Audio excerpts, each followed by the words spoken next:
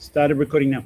Good. Welcome to the second lecture in Anthropology and the Human Condition. It's the 22nd of September 2021. This is class group number 2 of Anthropology 302113. And today we are talking about fieldwork.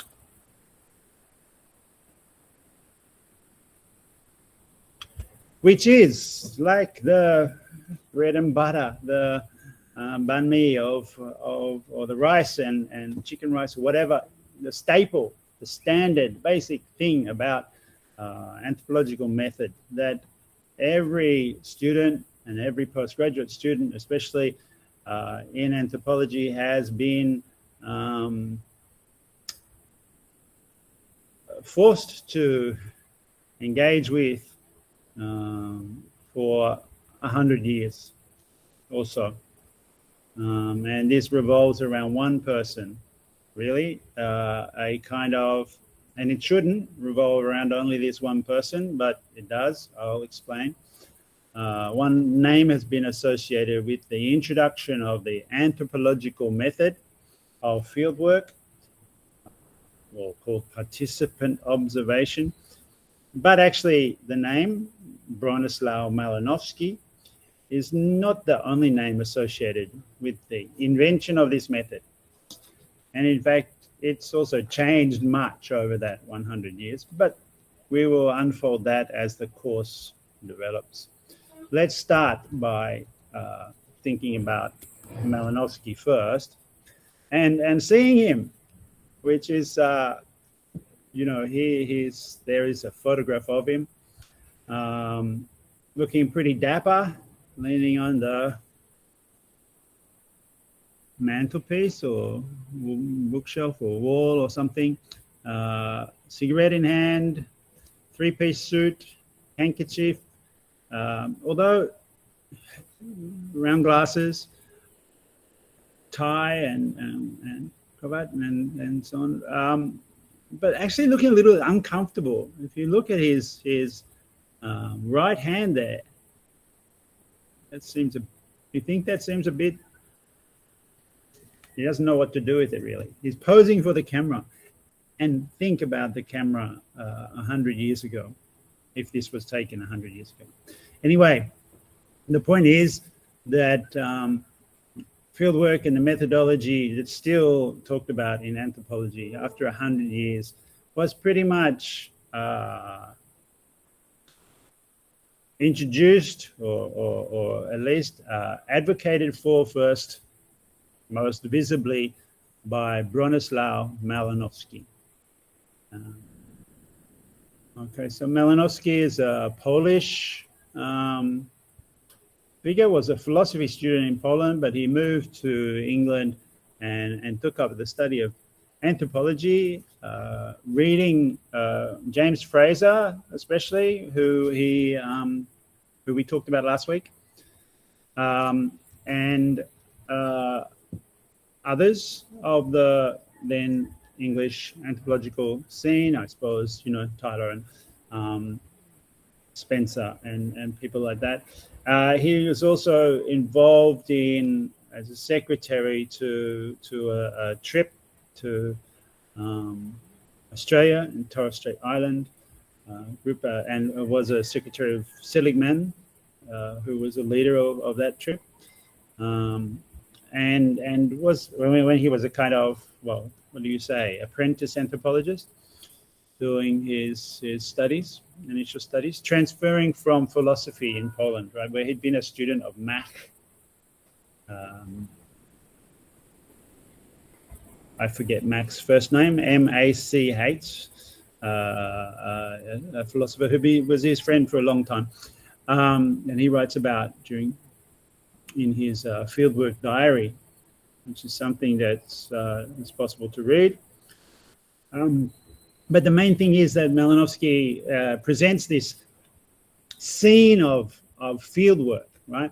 And I've said to you that the key shorthand thing to think of for anthropology's method is to go and have a look for yourself, right?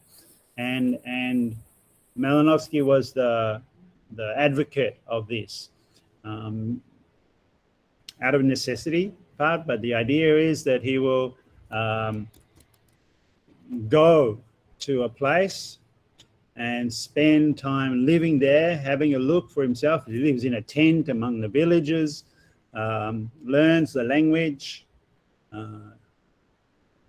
Learning a language is not something you can do in a year, so, or even in 3 years or 4 years. You don't learn it so well that you understand, but nonetheless.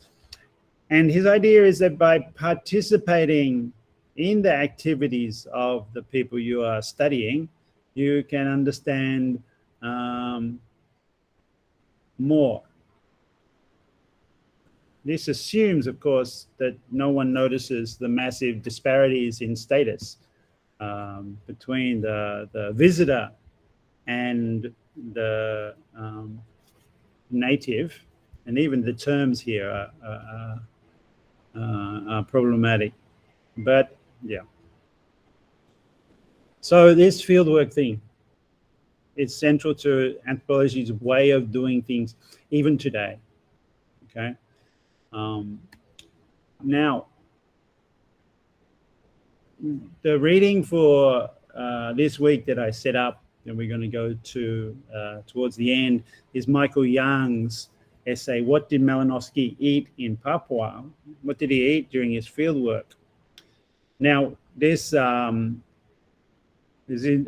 chose this article, I explain a little bit, because one, it shows some of the preoccupations of the field worker sitting in their tent thinking about what they've been doing. And basically, you can see from Michael Young's essay, but actually you see it really from Young's reading of the diary, and we can read the diary. So my reading of the diary confirms Michael Young's observation here that he was really obsessed with two things: his moral character, which is code for thinking about control of his sexual urges, and that's a kind of little scandal, if you like, and his illness, his health. Okay, he doesn't write in the diary as much about fieldwork things, but it's kind of commentary. He never planned the diary to be published, so it was not material that he thought would be scientifically interesting. And yet, of course, since it was eventually published, well after his death, with some editing by his daughter, we have access to something like his mental state while he's doing fieldwork.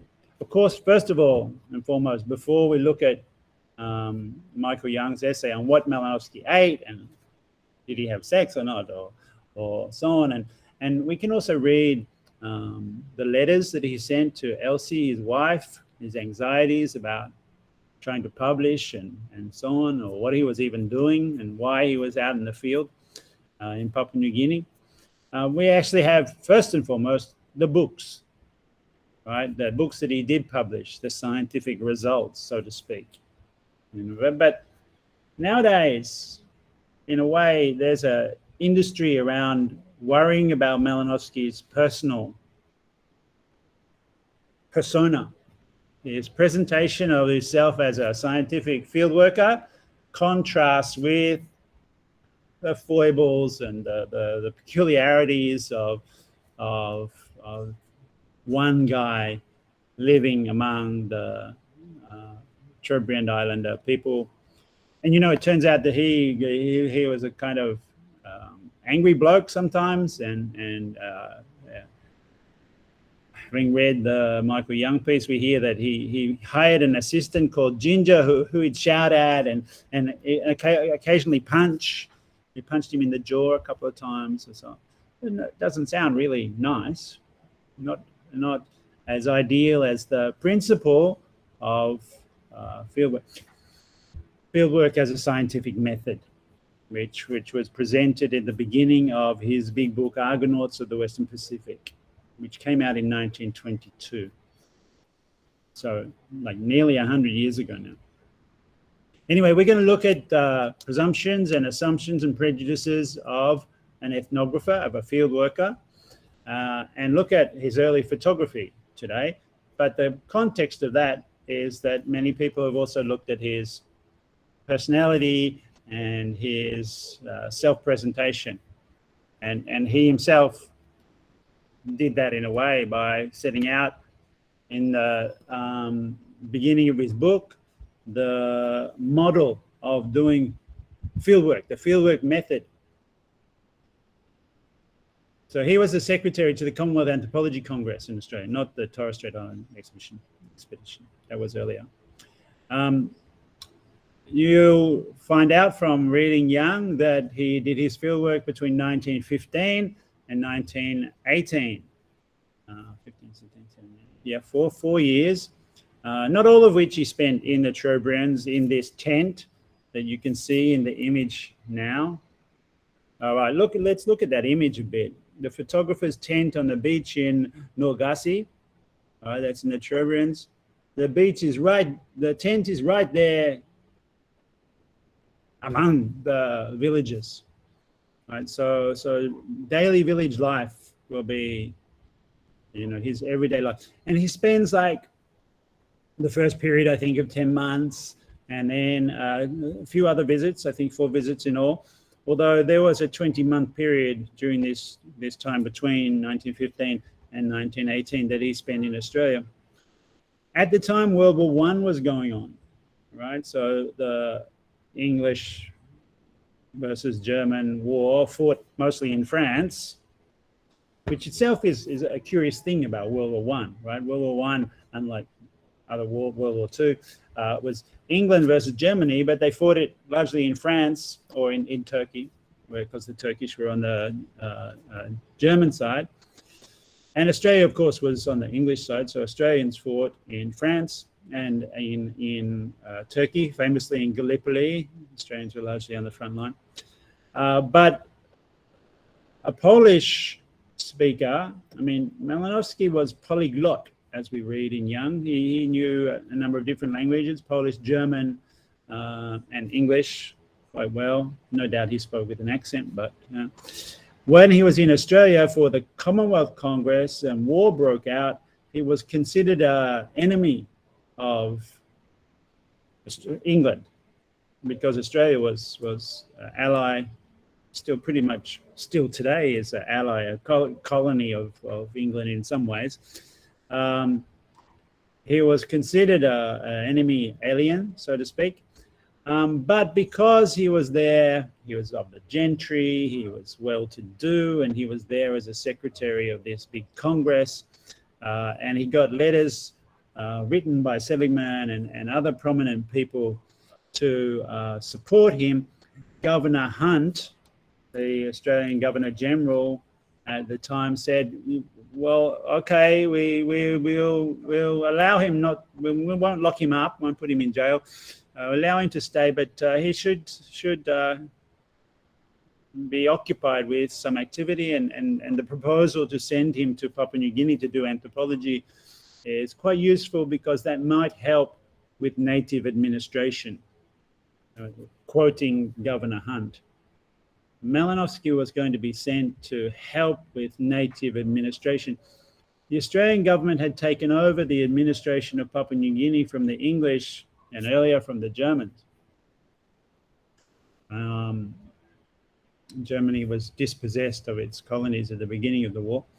And Australian responsibility for Papua New Guinea was put in place, and Hunt was keen to continue the process of pacification of the tribal group, which meant stopping tribal warfare that went on, and there were missionaries going to teach the natives about Christ and God and so on.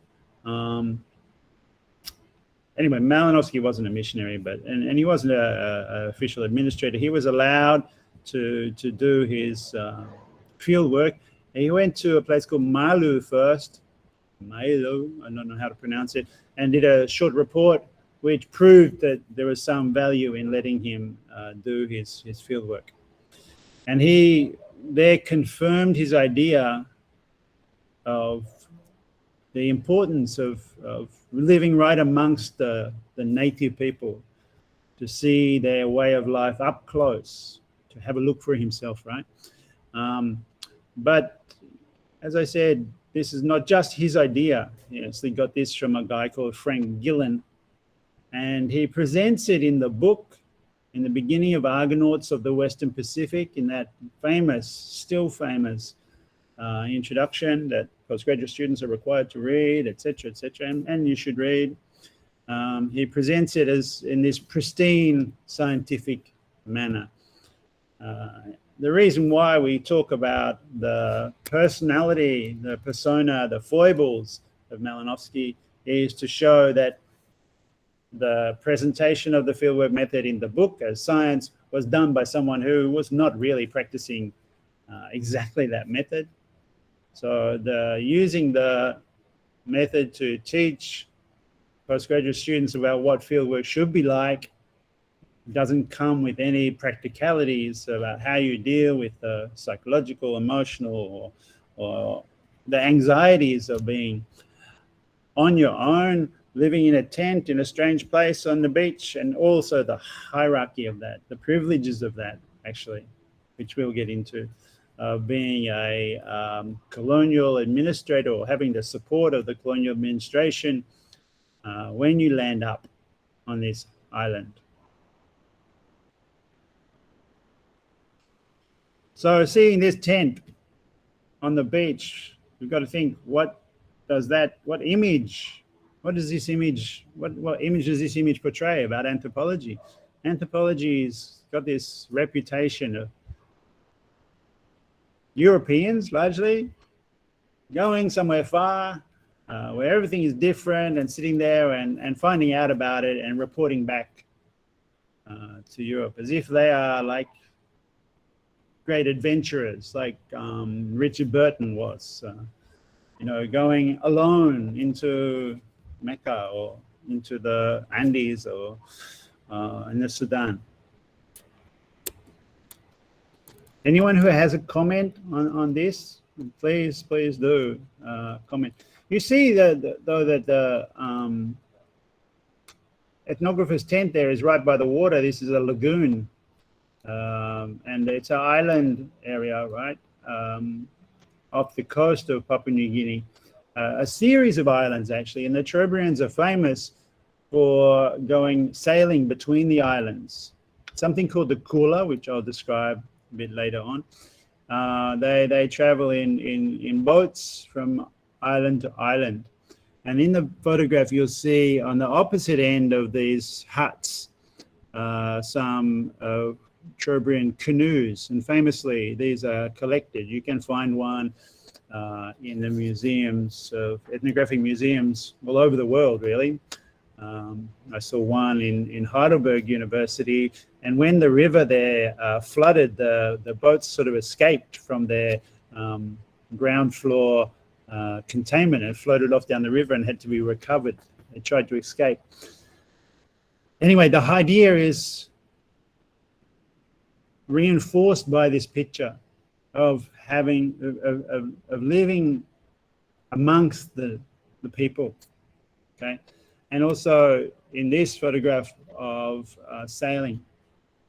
But the first words of Malinowski's description of fieldwork and participant observation also helped set this scene. And the idea of the explorer, the intrepid adventurer on his own, right? He writes in a very writerly, literary way. And I'll quote the very opening of Argonauts. Imagine yourself set down, surrounded by your gear, as the motor launch that delivers you sails off in the distance, right? The idea here is the anthropologist is just washed up on shore, like been dropped right on the beach, on the village, as if like alone, as if he's an adventurer come to do participant observation, to see life as the native point of view, and spend these 4 years, which of course weren't 4 years continuous, on the islands. And of course we could recognize his skill as a writer. He writes evocatively, he sets up this scene. Imagine yourself set down, like as if he thought of himself as something like the Joseph Conrad. He wanted to be the Joseph Conrad of anthropology, like a writerly figure, and presenting himself as this, like, alone amongst the savages. Okay, but of course he wasn't there alone. There was a number of people living in the village, for starters, right? But that signifies the hierarchy, him and the villagers. He wasn't alone, but he also didn't arrive alone. He was delivered by the motor launch, as he mentioned, but he was also introduced to the village by the local police administrator.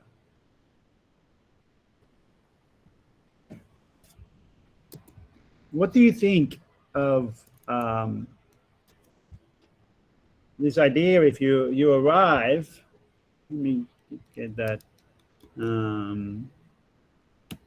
figure back. You arrive on this beach alone, in the company of the police administrator. What do the people think of you? What impression does that give if you arrive with the police? Now, I don't know how much what the Trobrianders thought of their local administrator, their police figure, but usually are people that have been recently pacified, as had been the case in most of the communities of Papua New Guinea, by the administration. Didn't necessarily like or share everything about their way of life with the administrators. They kept things back, for sure. You can imagine that. Even though eventually, by hanging around for long enough, Malinowski did get to go on some trips with the Trobrianders and their boats. At first, he was very nervous about going on these canoes, which he didn't think looked so seaworthy, but it turns out they were master seamen. And he does get to know something of their point of view, although, as Michael Young suggests in his essay, he might have got to know more if he'd taken up some of the relations that were offered. But he does look at the relationships amongst the Trobrianders with each other, and especially through this exchange system called the Kula, which I will explain. The Kula is a circuit of gifts among the different islands of the Trobrianders group, where the natives sail, the Trobrianders sail from one island to another, and in a kind of clockwise direction, they exchange a kind of arm shell, the Kula shell, for in an anti-clockwise direction, the exchange of this kind of shell necklace. And these symbolic exchanges come with stories: who owned them, who exchanged them. They are powerful symbols of the history of trade between the groups, but they are the cover or the enabler, or what allows then for other regular trade, like in yams or tools or coconuts or what have you, fish, regular trade, market trade, so to speak. But they make a symbolic exchange first, which creates the relationship between the different islands, and then they trade other stuff. So it's almost like your symbolic entry into the marketplace. I don't know, we do something like this today, right? I went to Lotte-Mart yesterday, and to go into the market, I had to, first of all, do the symbolic hand washing with the sanitizer, and I had to wear a lanyard with my number on, as to say which number customer I was in the shop. That was not economic, that activity, but it's what allows me to then enter into the economic activity of buying everyday goods like milk and eggs and so on. Anyway, Malinowski's work was to show that this symbolic exchange of trinkets, the shells, set up the relationship for a normal economic activity. That's very interesting because it shows that something that seems incomprehensible or hard to understand for a European turns out to be something very easy to understand for a European, because he spent time there and learned this stuff. That these dangerous sea voyages that they went on turned out to be like normal shopping trips or market exchange trips, was really suited Malinowski, although he had to write it up as adventure, right, because he wanted to be like the Joseph Conrad or a character in a Robert Louis Stevenson novel. Robert Louis Stevenson, the great novelist of adventure stories in the South Sea Islands. Right? Or he also wrote Treasure Island, which is a Caribbean island, and he hadn't ever left Scotland at the time. But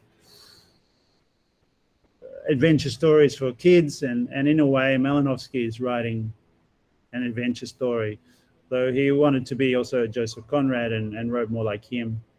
Heart of Darkness, Joseph Conrad's story of someone going into Africa up the Niger River and confronting the alien otherness of the savages.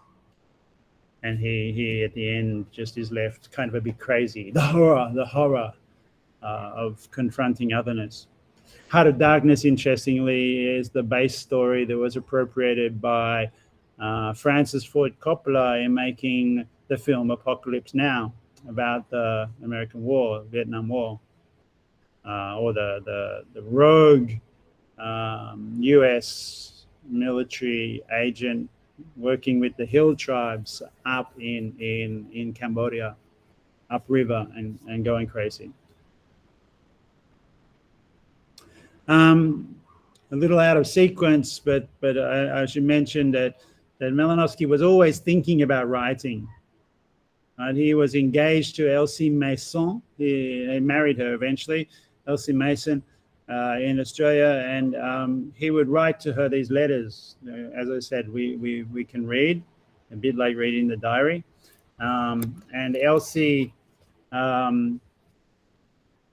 helped edit his texts, and he writes in the cover of the copy that he gives to her, "Dearest Elsie, to you who had more than half of the work in making this book possible." And he which is interesting because, again, as I mentioned last week, the male gets on the front page as the author, but the wife who helps doesn't, appear as an author, although they do a lot of the work to make it possible, and even the work of helping get it published or being a sounding board for him, worrying about getting it published. He'd written the book up, and in 1921 was trying to get it published, and 39 different publishers said no. It was too obscure. Who wanted to read about an island on the other side of the world and so on? And Malinowski wrote to Elsie saying, well, we'll send it to Methuen and see what they say. If they say no as well, we'll give up anthropology and go into the margarine industry. But famously, Methuen said yes, and it was published, and anthropology changed forever after that. Imagine it could be margarine. Anyway, I had mentioned that Malinowski got this idea of the importance of spending time in the village and learning the language of the Trobrianders. I can tell you, you don't learn a language quickly. Even if you're really good at languages like he was, he spoke several and wrote, like he's, as we'll see from one of his texts, he wrote in many languages at the same time in his diary, including Latin. You still don't learn a language very quickly in a year or 2 years. You don't become fluent in sufficient level to understand everything. I know that very well from my efforts in Tingviet. Even my German is not 100% fluent after many years of doing German. But Malinowski also had learned this method, this idea that you had to go and have a look for yourself from someone. I mean, he didn't just invent it from his head. As the secretary of the Commonwealth meeting, he was stayed in the house of Baldwin Spencer, an Englishman who had traveled out to help the University of Melbourne set up, my home university, right? And Baldwin Spencer actually was the professor of zoology, although he was very interested in anthropology. And in 1898 or something, so 2015, 17, nearly 20 years earlier, he had traveled to Central Australia and met a man called Frank Gillen.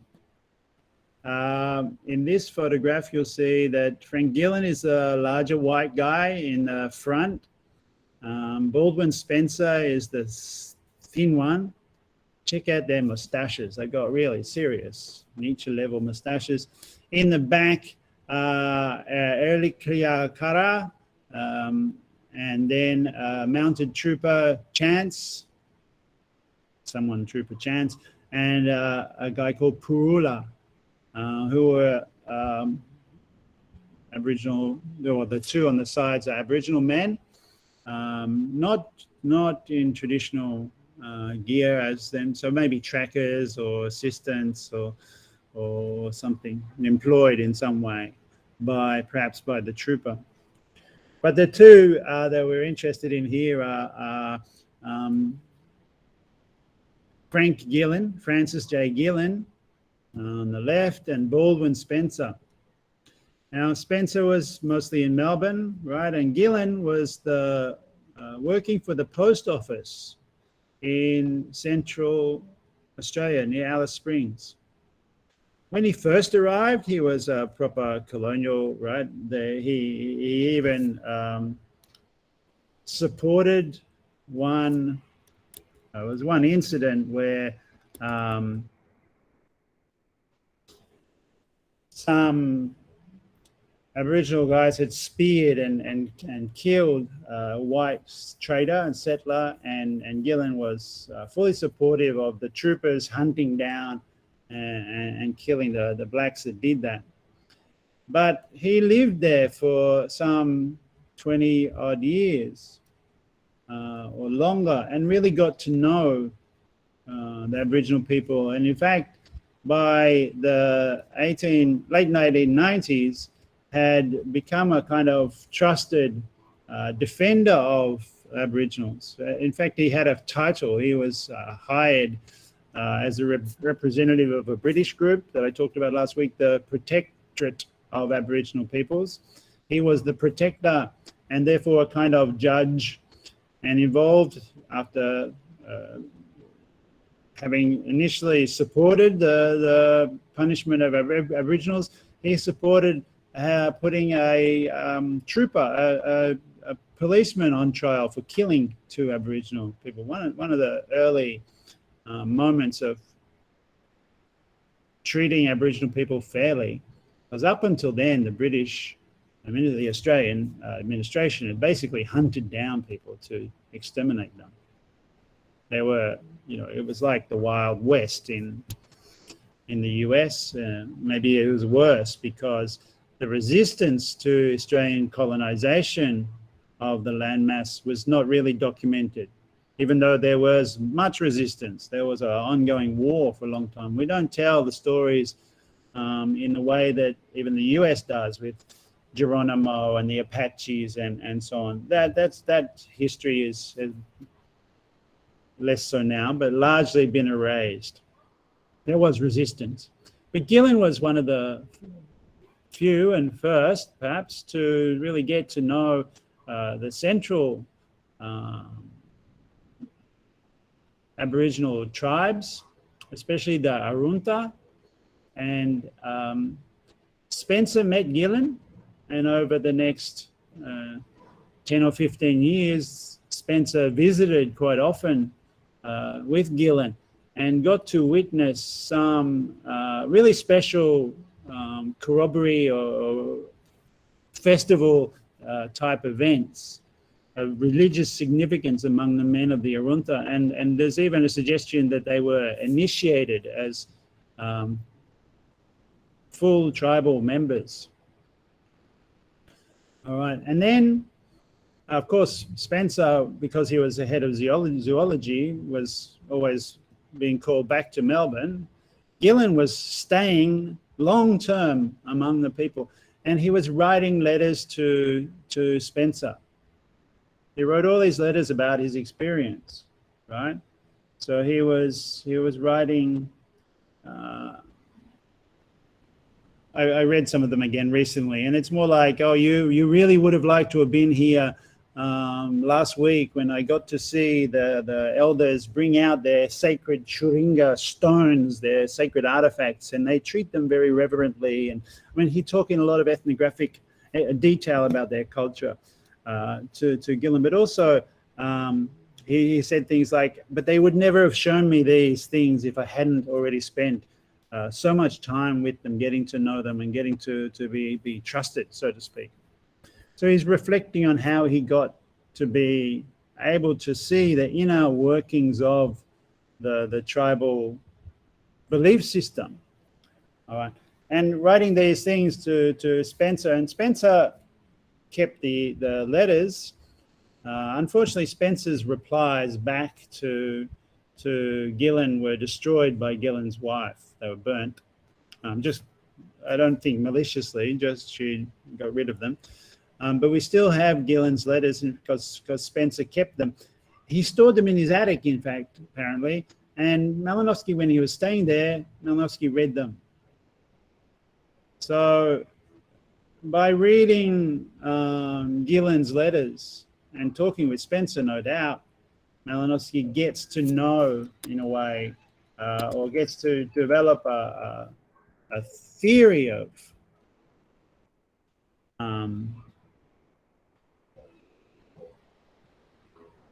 anthropological method, a theory that you should observe by participating in the events and rituals and activities. Is exactly what Frank Gillen had done. And Spencer had kept this correspondence and had spent much time with the Arunta and other groups and wrote these books with Gillen, Native Tribes of Australia and the Northern Tribes. Now Spencer belonged to the evolutionists, so we talked about last week, but Gillen is the interesting one. Right? He was the postmaster, as I said, and they traveled around a lot in Central Australia and were initiated. And this work by Gillen and Spencer becomes so influential in terms of, right, so most Aboriginal people, or many Aboriginal people who lived closer to the coast of Sydney and Melbourne and so on were pretty much exterminated by settlers, or forced out, or forced into reservations and so on. But in Central Australia, a sense of Aboriginal culture was still alive, and this is a 70, 80,000 year old culture, and so different that it became of great interest to sociologists like Emil Durkheim, who wrote Elementary Forms of Religious Life in 1912, quoting Spencer and Gillen. Even Sigmund Freud, who wrote a book called Totem and Taboo, and Marcel Mauss, the great theorist of the gift, who wrote the book The Gift in 1925, and many, many more.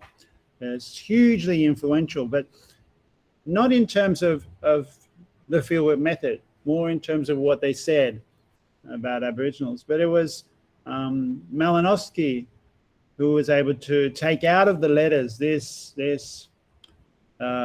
theory of how to go about doing field work, a discussion of method about how you really have to sit and talk with the Aboriginal, the native people, to get their point of view, discuss everything with them. And here he is sitting on a log with some of the men of the Turbarians, staged, no doubt, but talking about stuff. And you know, outside his hut that he used to do his field work, he sits with them and takes down stories about them. This is you see him sitting here posed, almost the same pose. The nature of the photograph here is interesting because the Chobranders all sitting down on the floor, lower height than him. That's significant. But they're also very dark because the development of the photograph brings out the white tones more than, I mean, photography is contrasting in black and white, prejudice towards drawing out the anthropologist. He sort of like hovers there above them as some apparition that's arrived out of nowhere. Very interesting, don't you think? That he's just hovering there above them, so to speak. And a bit like also in the other photograph, what is intended by the photograph and what we read into the photograph. I mean, what do you see when you look at this photograph? Anyone want to say?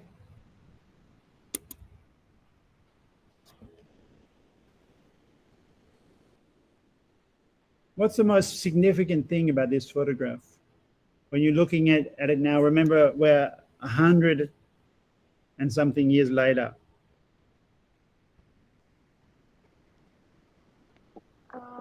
I think that he was talking to the people. I think that. Can't quite hear you, and it's not exactly clear. Did you say he's trying to understand, difficult to understand, or? No. Okay. His face so that it's easy to understand the black guys around him. Sure, yeah. So he's trying to understand there's the life of these Chobranders, but what I think it really stands out in this photograph is just how different he is to them. Look at him, fully dressed in white, and even he's got putties. These in his legs are covered with kind of lace up leg protector. All right, and almost like it takes some effort to put those things on, and it's really hot in the Chobrand. It's just like Vietnam or something for a white guy, no doubt. And here he is in his full long sleeve white shirt, and next to him is the near naked Chobranders. Of course, what the photograph is included in the book, and it is supposed to convey is that Malinowski really was participating in everyday life and doing interviews and talking with them and getting to know them. And that itself is super interesting. It's the same with him here in this photograph. Obviously, a moment interrupting his practice of recording stories or something that he's doing. He's clearly has people lined up to be interviewed or something at his desk. Okay, and he does other things as well that are documenting and representing. And I'm interested in particular about his photography. I mean, look, here he is. It's not a very good photo, a bit out of focus. It wasn't in the book. It was collected later by Michael Young. Here he is taking a photograph. What's interesting, this is very early, right? This is 1915. Cameras in those days were huge, not like nowadays where you carry them in your pocket, which is only a recent development, right? Small cameras, 15, 20 years since the Canon brought out those little small cameras. Previously, they were quite chunky. And in those days, you had to hold them still for quite a while. That could be why this photograph is like this. You had to hold still. You couldn't take an action photograph, even though clearly Malinowski is trying to take an action photograph here.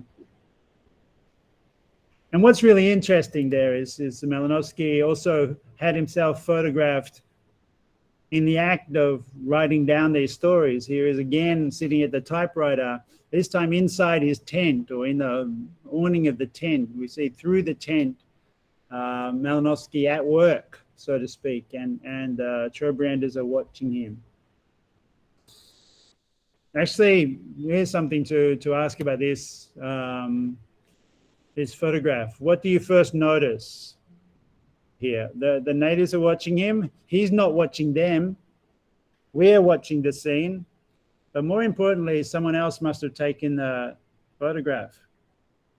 Even though Malinowski presents himself as alone on the island, right? In this photograph, he's not looking at them. They're looking at him.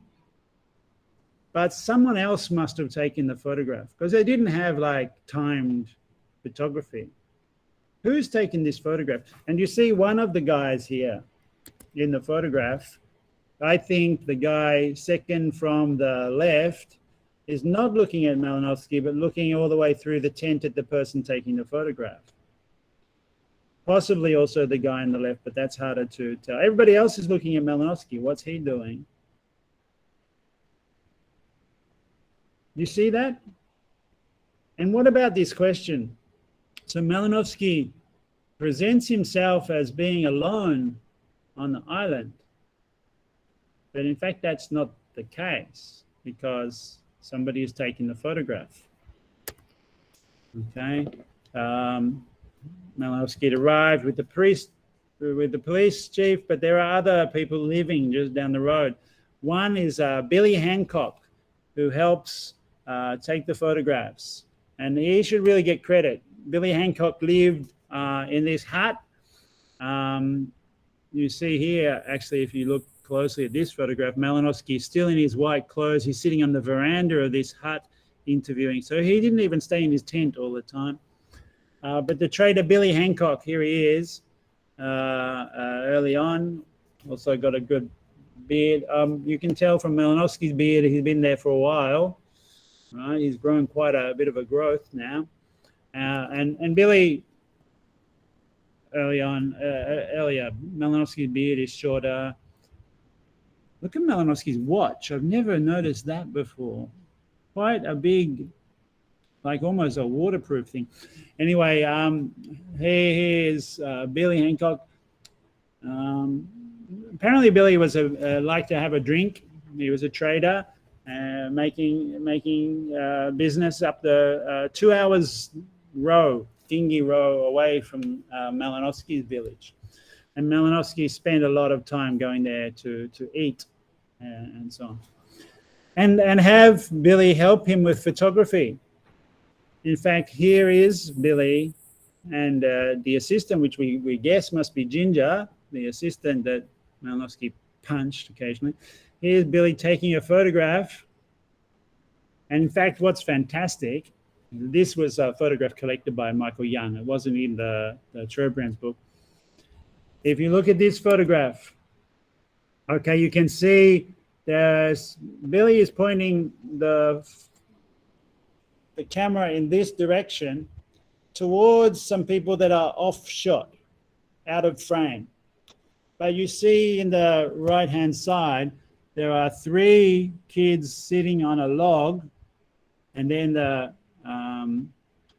image cuts off. And if I go to the photograph that we've seen before, it's a continuation of exactly this log. All right? So this photograph that we've discussed already of Malinowski in his white European suit descended amongst the natives living alone amongst them, participating in their life, is a staged setup taken at this moment by Billy Hancock.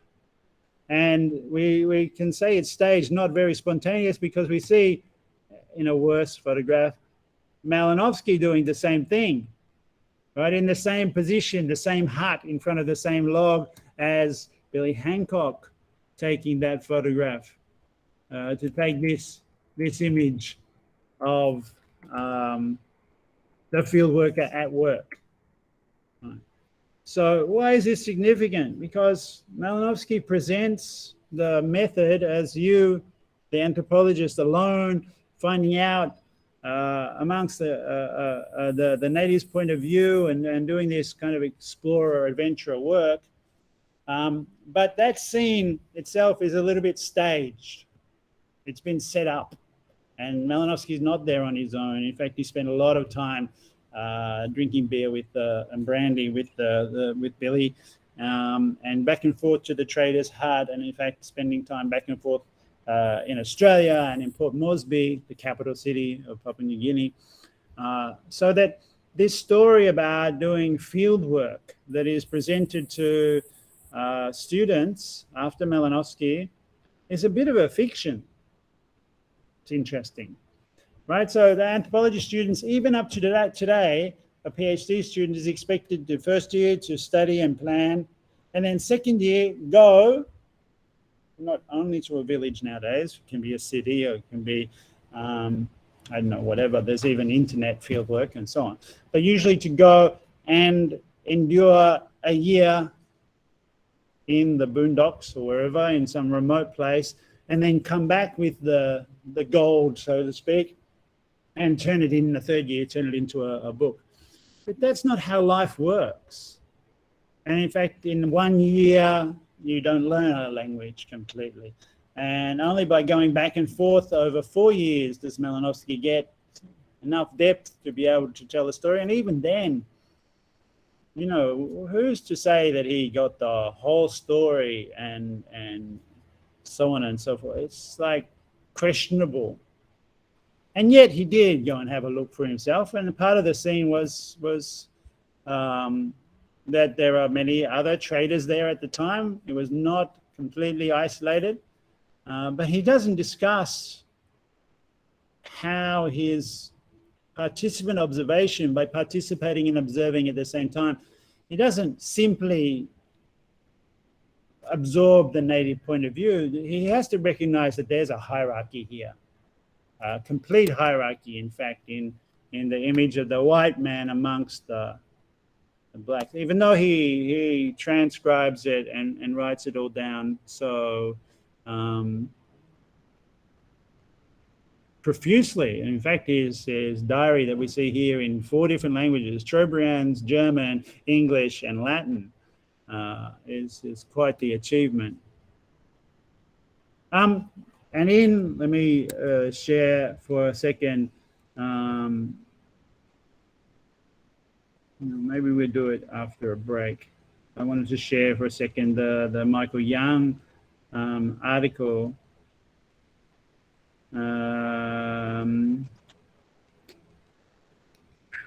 Yeah, in the Young article, we see him even more in front of, again, the same logs, pouring at the native girl, looking at one of these Trobriand necklaces. And in a way, Michael Young's essay about what did the fieldwork, what did Malinowski eat while he was there, is a way to, in fact, talk about how it's not so much what he ate, but what he didn't eat. He was worried about his his health, and he was worried about his sexual, his concerned about the girls and his girlfriend back home in Melbourne. Apparently, he was even engaged to 3 women back in Melbourne, but that's by the by. One of the other photos hasn't loaded.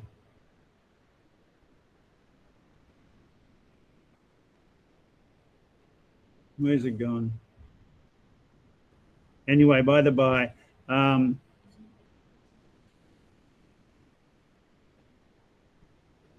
yeah, he couldn't keep his hands off the girls. This is problematic. And they say that this is the photo not working. He exchanged tobacco for favors and so on, but mostly he ate a lot of fresh fruit, and that's interesting to ask. As a Trobriander who was doing a PhD with Michael Young asked, what did he eat? And of course, he ate a lot of fresh food. He did not cook for himself. Maybe we'll come back to this and talk about it, but it's really interesting that that's part of the process, and of him presenting the cooler, right? Of him presenting the exchange system of the Trobrianders, right? They're traveling from island to island to exchange these ritual shells and necklaces. We've just seen a photograph of one of the famous necklaces.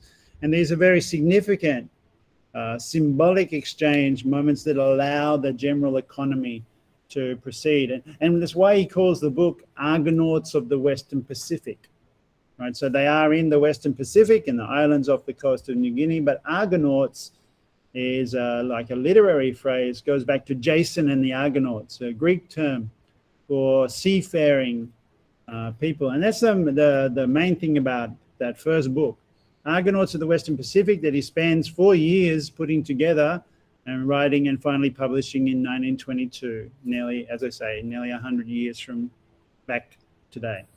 And it's still the most famous of texts. Although, interestingly, then Malinowski writes 2 more books over the next 15 years about the Trobrianders. He never goes back to visit. But he gathered so much material, then he's then able to write a book called Coral Gardens and Their Magic, about the rituals for planting, for growing crops, which is largely taro, and so on. And there were various traditions or magic spells or whatever that he got to know about that were important for making a garden work. And, you know, we can find similar stories in almost all agricultural activity, especially of village agriculture. And then finally, final book, which was a bit of a sensation. It has a sensational title. I imagine it got a lot of people buying it because of the title, and then they would have been surprised about the content. It was called The Sexual Life of Savages. But really that was about who could marry who and kinship, and so not so much about sex, but about the family relations, the hierarchy. Remember in the schema we looked at last week from Morgan, they looked at consanguinity. Consangual relations. Consanguinity is about how you measure descendants over time, through blood, through marriage, through kinship, and so on. That's interesting in itself. How is it that by doing this field work, like totaling about 19 or 20 months over 4 years, he can then spend the next 20 years, like the last book is published in 1935, the next 15 to 20 years still writing about the same thing. And in the Sexual Life of Savages, I think it's in that, or Coral Gardens, he writes something like, you know, here I am as the author, taking up my persona as the historian of, or the bringing the people of the Trobrianders to life, telling their story. Right? The idea that he is the one that forms them. He even says as much. He makes them. He makes them into a people. Is itself significant because, of course, now the Trobrianders are famous for Malinowski's text. They're almost like fixed, stuck in that text. Although before we have a break, let me show you a little bit of film of Trobrianders just last year. All right, this is a lovely little piece of just a few minutes, and then we'll have a break of footage from a guy, Dutch, I think, or South American, who visits the Trobrianders once 12 years ago, and then he has some photographs that he brings back to the Trobrianders to see. And it's very interesting just to see the Trobrianders today. Okay, so this is Eddie Torreman's little film, a tourist film, and I think it's very revealing of contemporary Trobriand life and style, and we can imagine that the village actually it looks very similar today. The only difference is there's more Western clothes hanging on the clothesline and so on. But there are also vehicles, and you'll see just before I stop it some also significant relationships with the outside world that are operative. Let's watch this for a bit. I'm going to turn my sound off so you don't get feedback. Am I? How do I do that again? All right, so it's just a few minutes, maybe 5 minutes at most, and then we'll have a break.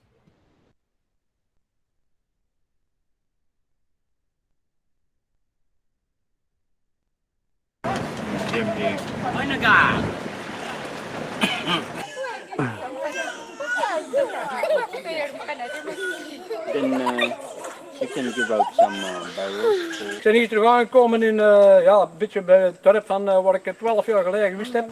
Ik heb toen een foto genomen en deze meneer hier, die staat hier voor de foto. Dus ik heb er al een gevonden. Ik heb hier nog wat foto's bij, die gaan we proberen net te delen zelfs. En ik vermoed dat ik er wel in ga slagen.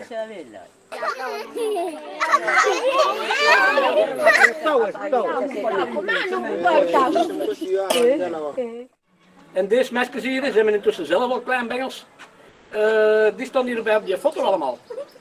Toch een stuk of 4 ervan.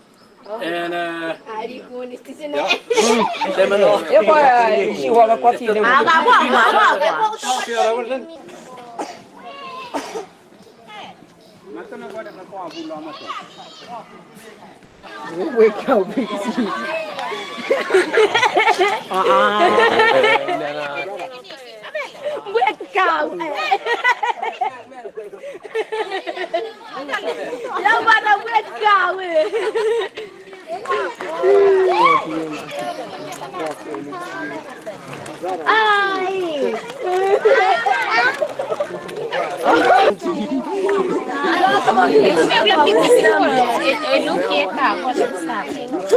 Kamu tadi sedikit sih. Jullie hebben niet wel plezier in wat je doet. Lagi belum prestasi.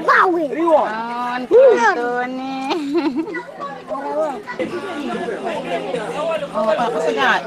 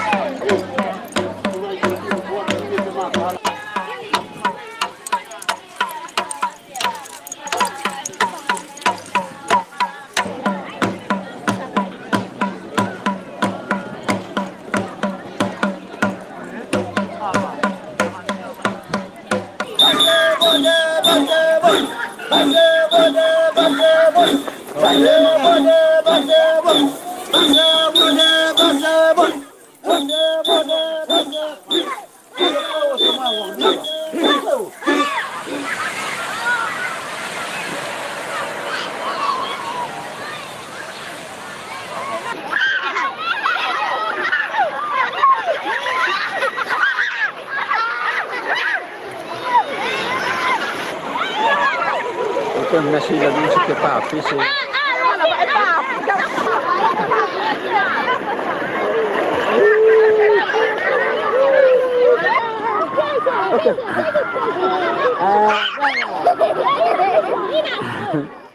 We zijn hier deze morgen aangekomen op het eiland Kitava. Er woont hier 7000 man in 3 verschillende dorpjes. Ik kon er eentje van bezoeken. Het is verschrikkelijk warm, maar ja, heel rustig, paradijselijk. Daar kan ik er nog meer over vertellen. Je moet niet vragen wat die mensen die hier voelen. Ze hebben geen halve ronde gat te krabben en hier komen zo eens even 1500 toeristen, rijke westerlingen aan met een schip. Zo dus iedereen die kerpt zich naar het strand waar het in boot aangekomen is. En ik kan het eiland intrekken wordt. That's it.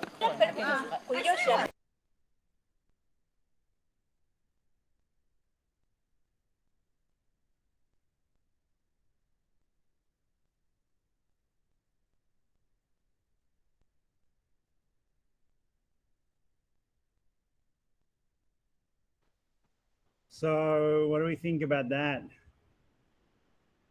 I mean, I was pretty shocked when I saw the ship. Like, I was thinking, wow, it's like almost like a heritage village. He's showing these huts that are palm frond huts that you would see.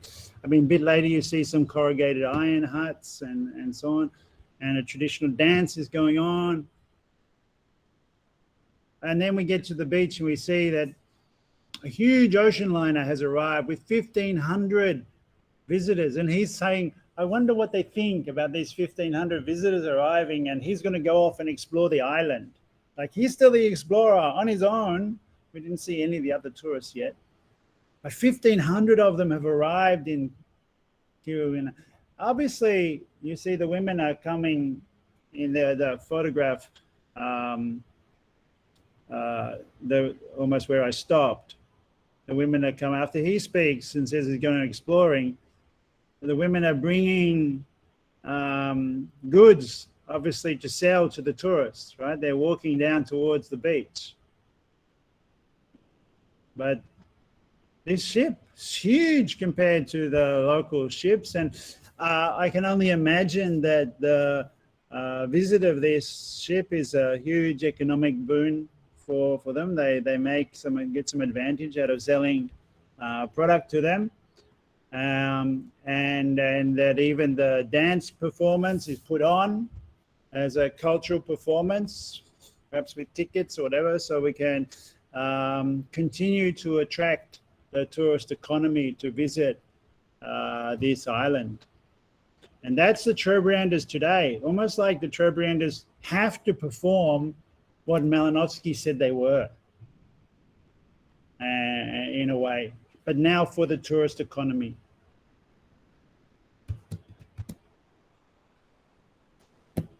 Anyway, this is just something random that I found on the internet. I mean, this poor guy's holiday video that he recorded probably didn't think that it would end up in an anthropology class, especially not in Vietnam. But well, it's mind-boggling to think that's the scene that Malinowski has enabled. Previously, it was Malinowski arriving with the police and a small boat, the motor launch, and being alone on the island. And now this guy, Dutch or Danish or whatever he is, I don't recognize his language, could be Afrikaans, is doing the Malinowski thing in a way, which is great that he can, but the economy of it, the logic of, I mean, he goes around the village and he communicates with them in English. Of course, it's the Australian administration of Papua New Guinea that was significant until 1975, when the Australian Prime Minister Gough Whitlam was able to or introduced, 72, sorry, introduced